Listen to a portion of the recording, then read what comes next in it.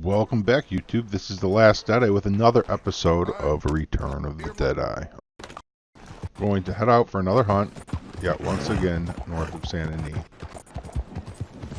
This time, I'm not going to be so picky. I'm just going to take some heron. You know, a lot of times I really want spoonbill, but you know, I'm thinking like I do that all the time. I don't know if I really got any good numbers on heron hunting. So this hunt, perhaps even the next hunt, I'm just going to take what's there. I'm not going to be real picky. And then I'll be picky later and get some heron specifically. I'm sorry, some spoonbill specifically. So then we can maybe get an idea of how much of a difference in pay that ends up being. You know, time-wise, I feel I could have done much better on this run. The time I spend here looking at gators is a waste.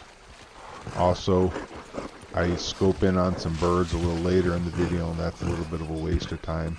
And if we're doing speed runs, we really could do better than what I'm doing here. And that goes to say for most of my runs. I don't really always have speed in mind as much as I do just enjoying my play. So, without further ado, I guess we'll just skin this up. And this is an exploit that I'm doing of the way the spawns occur in the game. I'm skinning this alligator while looking out over the water, and the result of that should be that when I turn back around, the majority of the alligators, especially ones further away from me, no longer are spawned. And while looking away, birds have spawned as well. Now, I don't see any spoonbill. That's what I'm looking for kind of at first here. And then I give up on spoonbill and just decide to take the heron. But you could just look back out over the ocean again repeatedly until spoonbill appear, because that does work. You can just keep looking away and looking back. You might need to give it a couple seconds while you're looking away, but mysteriously it changes the quantities of birds in those spawn locations. So you could just keep looking away and looking back until there's 4 spoonbill there, so that you can fill up on spoonbill in order to get maximum profit. But you know, that does take time to do that. So if we're doing money per hour, you gotta consider, well, what if I just take the heron in and see what that pays per hour instead of being picky and going for spoonbill. So that's kind of what I'm doing here in this video.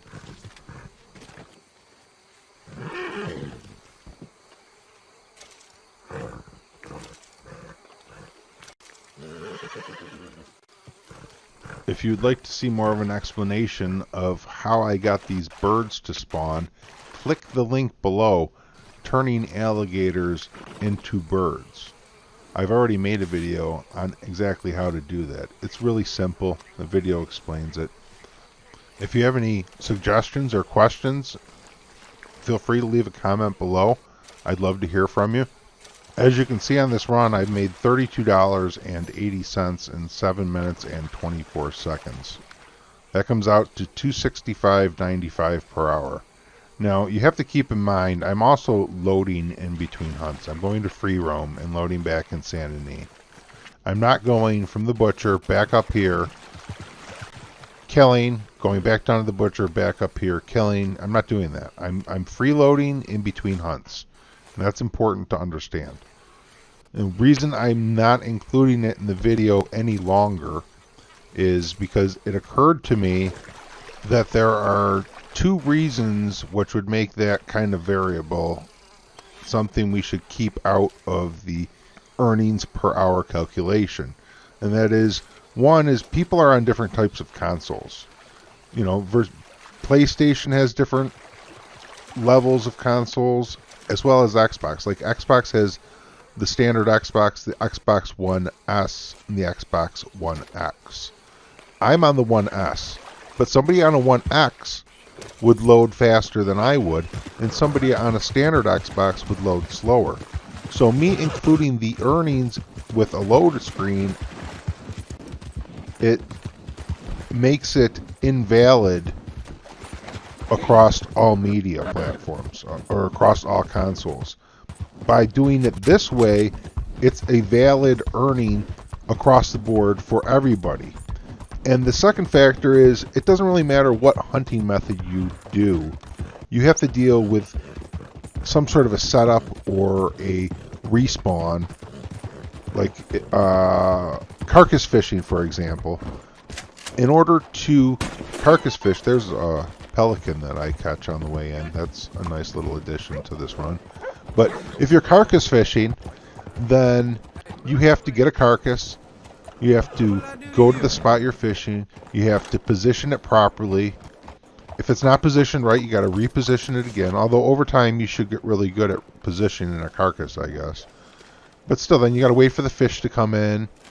You know, that everything takes setup. If you're cougar hunting, the quickest I could get cougars to spawn in between one another was somewhere in between like 5 and 7 minutes, maybe around 6 minutes. So if you're only getting a cougar every 6 minutes, you can hunt some other stuff in between too.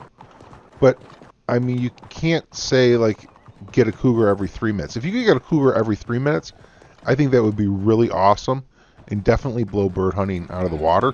But I mean, that's kind of numbers I'm looking at too, are for 3-star cougars saying that. You have to look at the fact that there's times you're going to get a 1-star cougar, and the pay for that run is going to be really, really low. But that does happen sometimes when you're bird hunting too. You get a low run. You know, it's kind of just, what do you want to do? What's fun to you? How do you want to play this game? If you like bird hunting, go bird hunting. If you like cougar hunting, go cougar hunting.